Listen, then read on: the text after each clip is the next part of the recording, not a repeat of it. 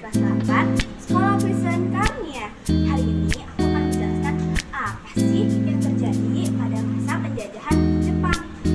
Ayo kita simak, let's go. Tungguinnya, penasarannya. Lanjut aja yuk. Nah, daripada berlama-lama lagi, banyak cincong, langsung aja cus. Nah, pada video kali ini aku akan membahas beberapa bagian. Nah, aku akan membahas latar belakang terlebih dahulu. Awalnya, Jepang adalah negara yang sangat tertutup. Dia menganut sistem isolasi. Nah, tapi melalui perjanjian yang dia lakukan dengan Amerika pada tahun 1855, yaitu dikenal sebagai Perjanjian Shimoda, Jepang terbuka untuk perdagangan internasional. Dan keterbukaan itu serta modernisasi Jepang makin meluas setelah restorasi Meiji oleh Kaisar Tenno Meiji yang dimulai pada tahun 1868. Nah, akibat perkembangan itu, Jepang memerlukan untuk daerah lain untuk menjadi pemasok daripada hal tersebut. Ditambah dengan pertumbuhan penduduk serta juga ketersediaan pangan di Jepang yang kurang. Nah, walaupun hal itu terjadi memiliki masa tersebut, Jepang memiliki kekuatan militer yang kuat, dan besar, mampu juga untuk menguasai kawasan Asia. Nah, Jepang memulai imperialismenya dari Asia dengan menginvasi daerah Tiongkok seperti Semenanjung Laosung, lalu ada Pulau Taiwan dan juga Korea. Lalu Jepang lanjut menginvasi Manchuria dengan memukul pasukan Rusia pada tahun 1905 dan juga mendapat Pulau Sakhalin dan juga Port Arthur. Invasi Jepang itu kemudian diarahkan untuk menguasai daerah-daerah di Asia Tenggara dan juga Pasifik. Nah, hal itu terjadi karena daerah tersebut adalah daerah yang kaya akan sumber daya alam. Contohnya seperti Indonesia.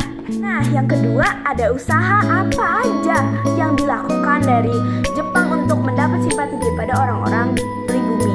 Yang pertama, mengumandangkan propaganda bahwa Jepang merupakan saudara tua daripada bangsa Indonesia. Lalu memperbolehkan penggunaan bahasa Indonesia di samping bahasa Jepang sebagai bahasa resminya. Lalu juga mengikutsertakan orang-orang Indonesia dalam organisasi-organisasi resmi yang dimiliki oleh pemerintahan Jepang. Lalu juga menarik simpati umat Islam juga dengan mengizinkan organisasi Islam tetap berdiri.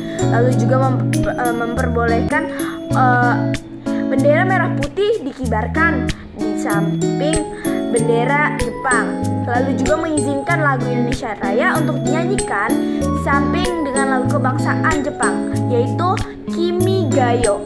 Lalu menyitakan semua harta peninggalan Jepang seperti berupa perkebunan, bank, pabrik. Lalu juga memberi beasiswa bagi para pelajar. Lalu juga membebaskan para pelajar serta ataupun tokoh-tokoh yang berperan penting dalam pada kemerdekaan ini menjadi bergabung dengan pemerintahan Jepang. Seperti contohnya Soekarno, Muhammad Hatta, Sultan Syahrir, dan lain-lain sebagainya. Nah, pada masa penjajahan Jepang juga di Indonesia, ia tuh mengaruhi dalam berbagai bidang kehidupan, yaitu seperti politik, ekonomi, militer, dan juga budaya.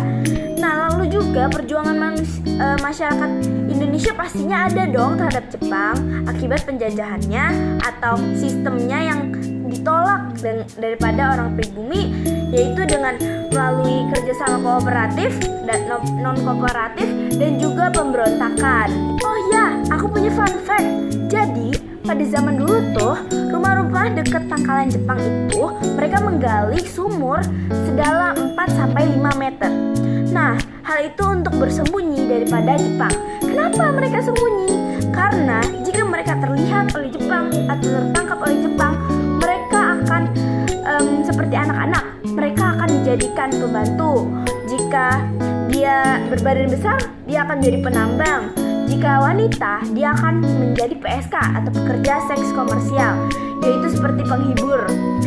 Nah, Jepang itu tidak peduli akan hal itu. Dia hanya peduli dengan kemiliterannya dan juga sumber daya alam. Nah, kalian juga kalau misalkan tanya, kenapa Jepang mundur dari Indonesia dan Indonesia pun merdeka? Nah, hal itu terjadi karena adanya perang antara Amerika dan juga Jepang. Amerika mengebom dua wilayah di Jepang, yaitu Hiroshima dan Nagasaki. Nah, hal itu membuat Jepang kewalahan. Dia juga mengeksploitasi orang pribumi untuk membantunya dalam perang tersebut. Nah, hal itu dimanfaatkan oleh orang Indonesia untuk melaksanakan kemerdekaan. Nah, sekian daripada video aku. Terima kasih. Bye-bye.